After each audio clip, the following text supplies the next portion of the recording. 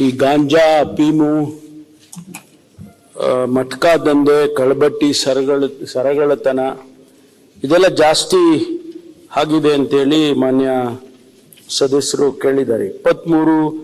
23ರಿಂದ 25ರವರೆಗೆ ಅಂದರೆ ಫೆಬ್ರವರಿ 25ರವರೆಗೆ, ಕಳೆದ ತಿಂಗಳ ಎಂಡುವರೆಗೆ ಒಟ್ಟು 123 ಪ್ರಕರಣಗಳು ದಾಖಲಾಗಿದೆ. ಈ ಎಲ್ಲ ಕ್ರೈಮಿಂದ ತಮಗೆ ನಾನು ಅನುಬಂಧ ಸಂಪೂರ್ಣವಾಗಿ ಕೊಟ್ಟಿದ್ದೇನೆ, ಡೀಟೇಲ್ಸ್ ಪೂರ್ತಿ ಕೊಟ್ಟಿದ್ದೇನೆ.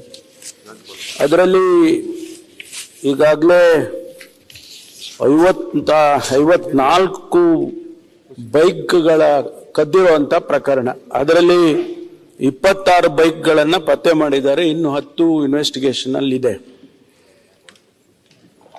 ಅದೇ ಪ್ರಕಾರ ಸರಗಳತನ, 3 ಸರಗಳತನ, 1 ಪತ್ತೆ ಆಗಿಲ್ಲ, ಅದು ಇನ್ವೆಸ್ಟಿಗೇಷನ್ ಅಲ್ಲಿ ಇರ್ತಕ್ಕಂಥದ್ದು. ಇದು ನಿರಂತರವಾಗಿ ನಾವು ಇದನ್ನ ಮಾನಿಟರ್ ಮಾಡ್ತಾನೆ ಇರ್ತೇವೆ. ಯಾಕೆಂದ್ರೆ ಇದು ಒಂದು ದಿವಸ ಆಗಿ ನಾಳೆ ನಿಂತೋಗುತ್ತೆ ಅಂತ ಹೇಳಕ್ ಬರೋದಿಲ್ಲ. ಆದ್ರಿಂದ ನಿರಂತರವಾಗಿ ನಾವು ಇದನ್ನ ಮಾನಿಟರ್ ಮಾಡ್ತಾ ಇರ್ತೇವೆ. ಆದರೂ ಕೂಡ ನಾವು ಇದಕ್ಕೆ ಬೇರೆ ಬೇರೆ ರೀತಿಯಲ್ಲಿ ಕ್ರಮಗಳನ್ನು ಕೂಡ ತಗೊಳ್ತೇವೆ. ಶಾಲಾ ಕಾಲೇಜಿಗೆ ಹೋಗಿ ಮಕ್ಕಳಿಗೆ ಸ್ವಲ್ಪ ಎಜುಕೇಟ್ ಮಾಡ್ತಕ್ಕಂಥದ್ದು, ನೈಟ್ ಬೀಟ್ಗಳನ್ನು ಜಾಸ್ತಿ ಮಾಡ್ತಕ್ಕಂಥದ್ದು, ಇದೆಲ್ಲವನ್ನು ಕೂಡ ನಾವು ನಿರಂತರವಾಗಿ ಮಾಡ್ತಾ ಇರ್ತೇವೆ. ಇತ್ತೀಚೆಗೆ ಕಳೆದ 1 ವರ್ಷದ ಸ್ಟ್ಯಾಟಿಸ್ಟಿಕ್ಸ್ ನೋಡಿದ್ರೆ ಇಡೀ ರಾಜ್ಯದಲ್ಲಿ ಈ ಕ್ರೈಮ್ ರೇಟು ಕಡಿಮೆ ಆಗಿರ್ತಕ್ಕಂಥದ್ದು.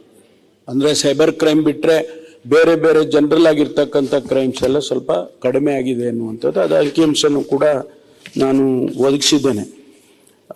ಒಟ್ಟಾರೆ ನಾವು ಇದರ ಬಗ್ಗೆ ಬಹಳ ಗಂಭೀರವಾಗಿ ತೆಗೆದುಕೊಂಡಿದ್ದೇವೆ. ಮಾನ್ಯ ಸದಸ್ಯರು ಈ ಸಂಖ್ಯೆ ಬಗ್ಗೆ ಕೂಡ ಕೇಳಿದ್ದಾರೆ. ಪೊಲೀಸ್ ಸ್ಟೇಷನ್ಸ್ನಲ್ಲಿ ಸಿಬ್ಬಂದಿ ಕೊರತೆ ಹಾಗೆ ಅಂತೇಳಿ.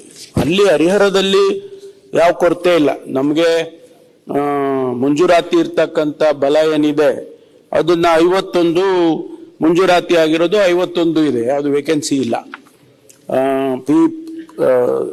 Police inspector 1, sub inspector 2, ASI 4, ಆಮೇಲೆ CPC ಅಂದ್ರೆ ಕಾನ್ಸ್ಟೇಬಲ್, ಸಿವಿಲ್ ಕಾನ್ಸ್ಟೇಬಲ್ಸ್ 30, ಅವೆಲ್ಲವೂ ಇದಾವೆ. ಆದ್ರೆ ತಾವು ಏನ್ ಕೇಳ್ತಾ ಇದ್ದೀರಿ ಅಂತ ಹೇಳಿ ಒಂದು DYSP ಪೋಸ್ಟ್ ಆದ್ರೆ ಅದು ಇದೆಲ್ಲ ಕಂಟ್ರೋಲಿಗೆ ಬರುತ್ತೆ ಹಾಗೆ ಅಂತಕ್ಕಂಥದ್ದು. ಅದನ್ನ ನಾವು ಪರಿಶೀಲನೆ ಮಾಡಿ ಪ್ರಪೋಸಲ್ ತರಿಸ್ಕೊಂಡು ಕ್ರಮ ತಗೊಳ್ಳೋದಕ್ಕೆ ಪ್ರಯತ್ನ ಮಾಡ್ತೀನಿ ಮಾನ್ಯ ಸಭಾಪತಿ.